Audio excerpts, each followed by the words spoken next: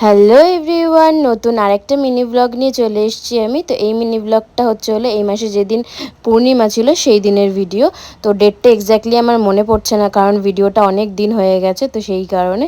তো আজকে আমি তোমাদের সাথে শেয়ার করছি। সেদিন সকাল সকাল গেছিলাম আমি বাজারে, কারণ বললাম আমি পূর্ণিমা, তোমাদেরকে আমি এর আগে অনেক মিনি ব্লগে শেয়ার করেছি। আমার বাড়িতে গুরুদেব রয়েছে, তো পূর্ণিমাতে আমাদের বাড়িতে আর কি সিন্নি প্রসাদ দেওয়া হয়। তো আগে আমি অনেকবার মিনি ব্লগ করেছি, রিসেন্ট কিছুদিন ধরে মিনি ব্লগ করা হয় না, মানে এই পূর্ণিমার দিনে। তো অনেক দিন পর আবার এই মাসে পূর্ণিমার দিনের ভিডিওটা তোমাদের সাথে শেয়ার করছি।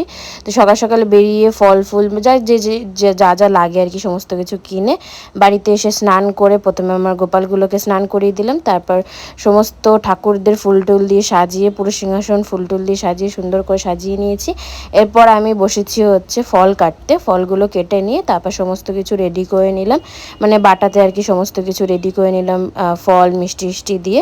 তারপরে সিন্নিটাও এখানে রেডি করে নিয়েছি আমি। সেরকম কিছু পুজোতে লাগে না, সিন্নিটাই মেন দেওয়া হয় এই পূর্ণিমাতে। তো তারপর আরতি করে আমার পুজোটা কমপ্লিট করলাম। তারপর যেহেতু সকাল থেকে না খেয়েছিলাম, যেহেতু পূর্ণিমাতে পুজো দেবো, না খেয়েই তো পুজো দিই, তো সেই কারণে আগে আমি একটুখানি খেয়ে নিয়েছিলাম। তারপর সারাদিন আর সেইভাবে ভিডিওই করা হয়নি। সন্ধেবেলায় বেশ ভালো ঝড় বৃষ্টি হয়েছিল, সেটাই আমি তোমাদের সাথে শেয়ার করেছিলাম। অবশ্য বৃষ্টির সময় আর ভিডিও করা হয়নি, যখন ঝড় হচ্ছিলো তখন ভিডিও করেছিলাম। তো সেই কারণে সন্ধেবেলায় আমার একটুখানি চাউমিন খেতে ইচ্ছা করছিল, তো আমি একটুখানি চাউমিনও বানিয়েছিলাম। একদম সিম্পল যেরকম চাউমিন হয় সেরকমভাবে, ভীষণ টেস্টি হয়েছিল খেতে। তো মিনি ব্লগটা এই অবধি রাখলাম, কীরকম লাগলো অবশ্যই কমেন্ট করে জানিও। ভালো লাগলে লাইক শেয়ার অ্যান্ড সাবস্ক্রাইব করে নিও। টাটা।